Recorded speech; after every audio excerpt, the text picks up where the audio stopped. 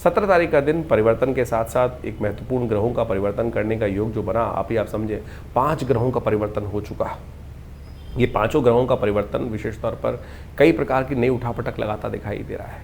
कुछ ऐसा विस्फोटक परिवर्तन जो है, जो आपके संसार में महत्वपूर्ण परिवर्तन के मुखागर पे आ गया है संसार इस वक्त, और ये ग्रहों का जो विशेष परिवर्तन है कुछ बड़ी उठापटक करने का योग बनाता दिखाई दे रहा है। तो ऐसे में इस परिवर्तन से आपके ग्रह, आपकी राशि के दृष्टिकोण से कुछ अच्छे कुछ खराब हमने आपको बताया ही। चंद्रमा भी इस दिन परिवर्तन करके विशेष योग बनाता दिखाई दे रहा है। तो ये चंद्रमा का ये परिवर्तन स्वास्थ्य संबंधित कुछ समस्याएं ना उत्पन्न करे, उसके लिए थोड़ा सा भगवान का भजन कर लीजिए, महामृत्युंजय मंत्र का जप कर लीजिए। इस दिन एकादशी है, इस दिन एकादशी है और इंद्रा एकादशी का योग बन रहा है। ये इंद्रा एकादशी जो है समस्त संसार के पापों को क्षय करने वाली मानी जाती है। इस दिन व्रत करना चाहिए, भगवान श्रीहरि का जप करना चाहिए, ओम नमो भगवते वासुदेवाय इस मंत्र का जप करें, भगवान शालिग्राम जी की पूजा करें, उनका चरणामृत ग्रहण करें। और कहा जाता है अकाल मृत्यु हरणम सर्वव्याधि विनाशनम विष्णु पादोत्कम पित्वा पुनर्जन्म न विद्यते। यथा उचित भाव से भगवान का सुंदर स्तवन करें, कल्याणकारी योग बनेगा। इस दिन एकादशी के दिन जो श्राद्ध होता है वो पका हुआ भोजन नहीं, कच्चा भोजन दान करने का शास्त्र में नियम बताया गया है। हो सके तो जो ब्राह्मण को जिमा रहे हैं कच्चा भोजन ही उनको दें।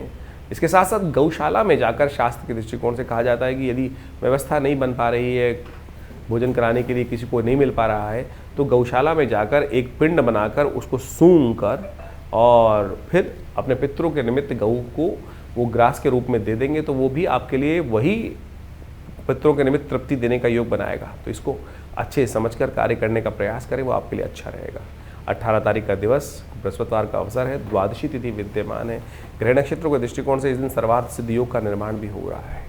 एक बात समझनी चाहिए, पंचांग इस बात को प्रतिपादित करता है कि श्राद्ध के समय में जब लोग कहते हैं कि नया कुछ आरंभ करना अच्छा नहीं है, कहाँ लिखा है? सर्वार्थ सिद्ध योग बनकर आ रहा है, सब चीज़ें बनकर आ रही हैं।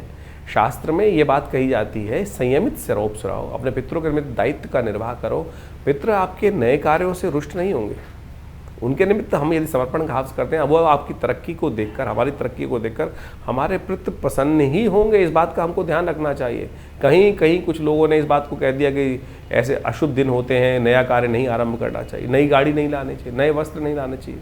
अरे क्या, कहाँ से ये फालतू की बातें शास्त्र में लोगों ने उपस्थित करने का प्रयास किया?